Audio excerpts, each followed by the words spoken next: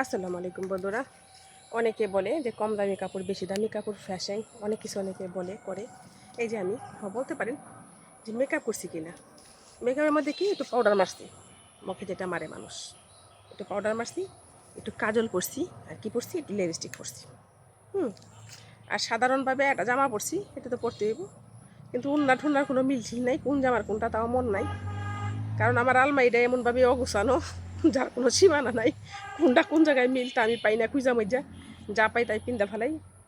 কারণ আমি একটু অসুস্থ, তার জন্য কোনো গুছাই গাছা রাখতে পারি নাই, ভিডিও বানাইতে নেমে পড়ছি। তো হাইসেন নাকি আমার কথা শুনে, বাস্তবতা এটা। আর অনেকে দেখি যে পার্লারে যায় ঘন্টার পরে ঘন্টা বসে থাকে, শরীর চর্চা করে, সুন্দর হওয়ার জন্য অনেক কিছু করে। তো ভাই যতটুকু পারি ঘরোয়াভাবে নিজের মতো নিজেই করার চেষ্টা করি, এতেই আনাপ। কারণ আমি গ্রামের মেয়ে, আমি শহরে খুব কম যাই। 6 মাস আগে গেছিলাম এই যে ঢাকায় মুতালিব প্লাজায়, এই যে আমার মোবাইলটা কেনার জন্য, আর যাই নাই। তো ঢাকা আমার মনে হয় বছরে 2-1 বার যাওয়া পরে, যদি প্রয়োজন হয় কিছু কেনাকাটা করার জন্য যাই, তাহলে কিন্তু যাই না, কারণ আমার যাওয়ার কোনো প্রয়োজনই নেই।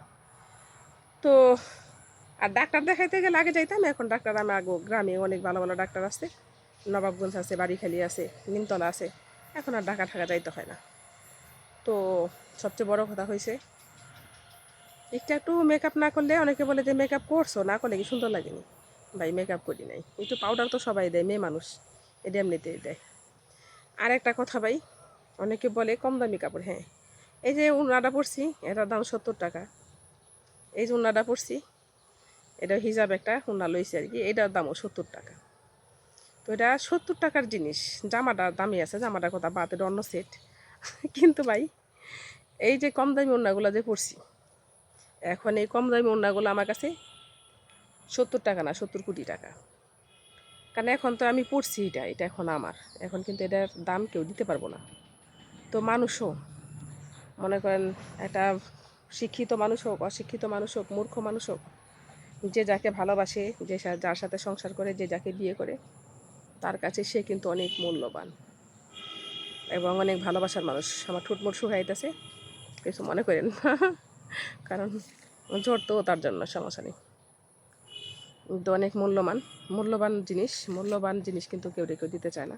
যার যার মূল্যবান জিনিস তার। তো স্বামী রে যদি স্ত্রী কয়, এই বেড়া বাজারে যা, আমার লিগে এটা নিয়ে আয়, তুই কইরা কয়, তখন কিন্তু বিষয়টা খুব স্বামীর খারাপ লাগবে। তাই আপনার মূল্যবান জিনিসকে আপনি কখনো তুই তামারি করেন না। ছেলেদেরকেও বলতাছি, মেয়েদেরকেও বলতাছি, স্বামী স্ত্রীর কাছে মূল্যবান, স্ত্রী স্বামীর কাছে মূল্যবান। আপনি না বলতে পারেন, অন্তত তুমি কইরা, সুন্দর করে, ভালো করে কথা বইলে, তাকে সম্মানের সাথে কথা বলুন, ভালোবেসে কথা বলুন, দেখবেন সে আপনাকে ভালোবেসে সম্মানের সাথে কথা বলবে। যেমন এই কাপড়টা কম দামি, এখন বেশি দামি হয়ে গেছে, আমি পরছি।